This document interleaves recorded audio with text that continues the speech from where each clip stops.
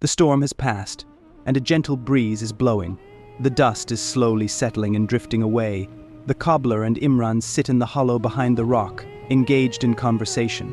A little farther away, Rahila sits facing the open desert, surrounded by a fading halo of dust. Imran glances at his horse, whose neck is visible behind the rock, and says, "I've seen many storms like this, cobbler.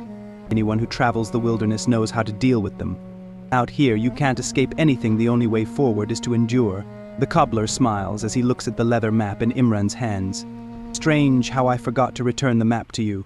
Imran glances at the map, rolls it up, and tucks it beneath his garment. "I must remember I can't find the path to the fountain of the water of life without it." His hand reaches for the water pouch, and he brushes his fingers over its surface. He lifts it beside his ear and shakes it gently, then looks at the cobbler with a smile of both amusement and surprise. "Will you drink?" The cobbler laughs. "Do you even need to ask? How could I not drink from a pouch blessed by Ali ibn Musa al-Ridha?" Imran shakes his head slightly and hands the pouch to the cobbler. "How can I believe this, cobbler?" The cobbler takes the pouch, brings it to his lips and drinks. Wiping his mouth with his sleeve, he murmurs under his breath, "Peace be upon Hussein, the thirst-stricken." He raises his head and looks at Imran. "Shall I tell you why you are in such disbelief?" Imran watches him intently, curiosity flickering in his eyes. "Tell me, your perception is like that of a child who doubts his father's strength. Imagine a young boy who cannot believe his father can lift a heavy rock and throw it far away. His disbelief stems from his own small and feeble understanding. He measures his father's strength by his own. Moreover, he does not yet truly know his father's abilities. But when the child grows and comes to understand his father's power, the act of throwing the rock will no longer astonish him. He will accept it without hesitation, without doubt." The cobbler smiles warmly, looking into Imran's eyes. "You, young man, are in the same place. You do not yet know the true nature of the Imam, and you do not recognize Ali ibn Musa al-Ridha as he truly is. As long as this remains so, you will forever be in awe of this water pouch and the never-ending stream within it." Imran takes the pouch from the cobbler's hands, raises it to his lips, and takes a sip. "This defies reason. How can the water never run out? I have drunk from it countless times. You, your daughter Rahila, and many others have also drunk from it. And yet, it still holds water and continues to pour." The cobbler, his ever-present smile unwavering, nods. "You are right, it defies reason. But that is precisely what a miracle is. A miracle, by its very nature, transcends human reason, serving as proof of a power greater than man's. A miracle occurs when those close to God, by His permission, alter the natural order of the world. It is His will manifesting beyond the limits of earthly laws." Imran tilts his head slightly. "And what you describe, is it not magic? I have heard countless tales of sorcerers and their tricks." The cobbler shakes his head. "The Imam is far removed from sorcery. Magic is deception, and deception is falsehood. The Imam has come to guide, and deception stands in direct opposition to guidance. The Imam is absolute truth, pure and untainted. Magic belongs to the domain of the devil. It is nothing but illusion, a trick upon the senses and the mind. But a miracle, the miracle of the Imam, alters the very essence of things, changing their reality, not just their appearance." Imran tilts the pouch, letting a small stream of water spill into his cupped hand. It slips through his fingers, sinking into the dry earth, disappearing into the desert sands. The cobbler continues. "In the realm of Imamat, miracles are simple, everyday occurrences. In the lives of the ancestors of Ali ibn Musa al-Ridha, there were dozens, no, countless such miracles. But do you know what is even more astonishing than a miracle?" Imran looks at him in astonishment. "Is there anything more extraordinary than a miracle?" "Indeed." Imran shrugs. "I wouldn't know." The cobbler chuckles. "More astonishing than a miracle is witnessing one with your own eyes and still not believing." Imran glances out over the desert, then turns back to the cobbler, restless. "What if there were no miracles? Isn't the whole point of a miracle just to display power? The purpose of a miracle is faith. Without miracles, how could a poor, insignificant man like me convince a skeptic like you that Ali ibn Musa al-Ridha is the Imam, the messenger of God, the possessor of wisdom, generosity, patience, and piety? Doesn't a claim require proof? Did I not say that Ali ibn Musa al-Ridha is sent by God?" "You did. Well, then this water pouch in your hands is the undeniable proof of that claim." Imran stares at the pouch, then lifts his gaze to meet the cobbler's eyes. "I see you as an honest man, and I have no doubt about your kindness and sincerity. No one in this world has ever shown me such selfless compassion as you have. But tell me truthfully, do you truly know nothing of that fortress?" The cobbler shakes his head. "Back to the fortress again? Then why did Ali ibn Musa al-Ridha send me a message saying, 'The cobbler will lead you to the fortress'?" The cobbler says nothing, he only smiles. Imran continues, the fortress isn't marked anywhere on the map.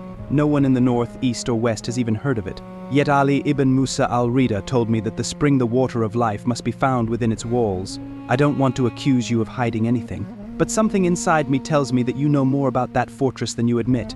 The cobbler laughs. Young man, if I truly knew of a fortress where the water of life flowed, do you think I wouldn't have gone after it myself? Imran falls silent, offering no reply. The cobbler sighs and continues. You are wasting your life chasing after this water of life. If I were you, I would give more importance to the ordinary course of life. I would take a wife, build a home, enjoy the blessings of God, and be grateful. But tell me, would you like to hear a word from God? One that brings greater life to the soul than even the water of life? Imran looks at him. Yes. By the Lord of all creation, whenever hardship and sorrow weigh upon me, I remember this word of God, and my heart is at peace. The Almighty has said, I have placed true peace and comfort in the hereafter, yet people seek it upon the earth. Imran nods but says nothing. The cobbler takes the water pouch from his hands and says, Do not be bewildered by this pouch, young man. This is but a small miracle, nothing more than a simple blessing from the fingertips of Ali ibn Musa al-Ridha. I swear by God that he is the master of time and space. The entire galaxy is more insignificant to him than this pouch in your hands. The stars, the sun, and the heavens themselves move at his command, and yet here you are, astonished by a mere water pouch. Imran turns his head and looks past the rock at Rahila. She seems lost in thought, gazing into the distance. This girl is not one for conversation, is she? Since the time I have been a guest in your house until now, I have not heard a single word from her. The cobbler smiles and shakes his head. My daughter does not converse with strangers. She keeps her distance unless necessity demands otherwise. Imran continues looking at Rahila and mutters under his breath. Necessity? His eyes linger on her form. Rahila wears a long robe that covers her entirely. Does she not tire of such silence? He who speaks less thinks more. The wisdom hidden in silence cannot be found in speech. Imran laughs. Then I must be the most ignorant among you, cobbler. The cobbler chuckles and places a hand on Imran's shoulder. I did not mean you, young man. To me, you are no stranger. You are either lost, searching, or whatever else your heart imagines. To me, you are a guest sent by Ali ibn Musa al-Ridha. His gaze drops to Imran's feet. Tell me about your wounded feet. Imran suddenly remembers something important. My feet. What can I say? You should tell me about that remedy of yours, the one that healed my 70-day-old wounds overnight. Hurriedly, he removes his footwear and shows his soles to the cobbler. Look. The cobbler stares in astonishment. There is no sign of wounds or blisters. Allahu Akbar. Whoever I have shown this to and told that my feet were covered in sores just last night has not believed me. Perhaps it was this very water. Before preparing the paste, I soaked it in this water for a time. The neighing of the horse breaks the moment. Imran straightens slightly, glancing at the horse's neck as it appears from behind the rock. Feeling reassured, he sits back down, looking at the water pouch. I do not know if I tell someone that once, in the middle of a desert, a stranger handed me a pouch of water that never emptied no matter how much I drank. What will they say? Will they not call me mad? They might think you are a lunatic or possessed, but what does it matter? Let the whole world call you mad. The cobbler bends down, picks up a small pebble, and places it in Imran's hand. Hold this pebble in your fist. Imran, puzzled, closes his hand around it and stares at the cobbler. Now, a pebble is hidden in your hand. If the entire world says that you are holding a gem, does it add any value to the pebble? Imran shakes his head. No. And if you were truly holding a diamond, and the whole world insisted it was just a pebble, would that lessen the diamond's worth? Imran shakes his head again. Never. The cobbler smiles. That is the story you just told.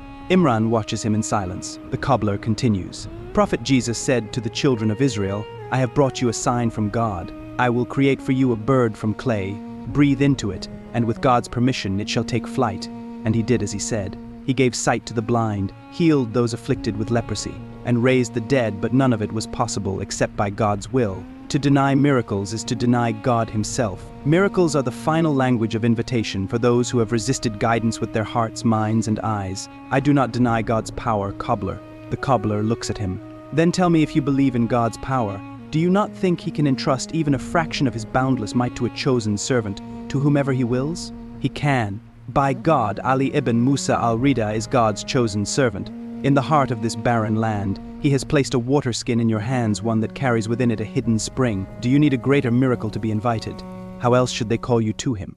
Imran falls silent, lost in thought. Were the 40 steps that led you from the wilderness to my doorstep not enough to quiet the turmoil in your heart? Imran only stares. You have placed your mind at the center of the universe, and whatever does not align with it, you dismiss as falsehood, sorcery, or trickery. But this way of thinking itself is far from true reason. What do you expect of me, cobbler? That I abandon everything in a single night? That I proclaim faith in the leadership of someone I have never met, whose name I have only heard from you? All I expect from you is a grain of fairness. In Khorasan, there is a man whose rank surpasses even that of Jesus, son of Mary. For if Jesus raises the dead, Ali ibn Musa al-Ridha brings Jesus himself to life. He is God's chosen servant, and his miracles exist only by his permission. A horse's neigh rings out once more. Imran, half rising, peers past the rocks. The cobbler shifts the conversation. You never told me. How did you come by that steed? Imran sits again, facing the cobbler. It was by the blessing of your coins. The horse lets out another sharp neigh. Traveling without a mount is difficult. I paid 20 coins and bought it. An old horse, but not a weary one. It still walks. So you rode until midday, then suddenly realized you had left your map behind. You rushed back toward Khorasan and found us once again. The cobbler chuckles. Did you think I had taken the map and set off for the fortress myself to drink from the water of life? Imran laughs. I would never doubt you for a moment, cobbler. He rises once more, gazing into the distance. Turning his head, he sees Rahila. But, why don't I see your camel? The cobbler looks at him, bewildered. What? He rises to his feet abruptly, scanning the surroundings. The camel? Suddenly, Rahila's voice pierces the air. Father, father. Imran hurriedly slips on his sandals and dashes after the cobbler. Rounding the boulder, they find Rahila kneeling on the ground, her hands trembling as she touches the lifeless body of the camel sprawled across the dusty plain. The cobbler stares in disbelief before rushing toward the fallen animal. What happened? Why is it lying on the ground? He kneels beside the camel, his hands shaking as he lifts its head with difficulty. The creature does not stir. Imran, drawn by an uneasy feeling, turns toward the horse. Something catches his eye. Beneath the horse's hoof, the lifeless body of a snake lies crushed in the dirt. The horse lets out a sharp, uneasy whinny.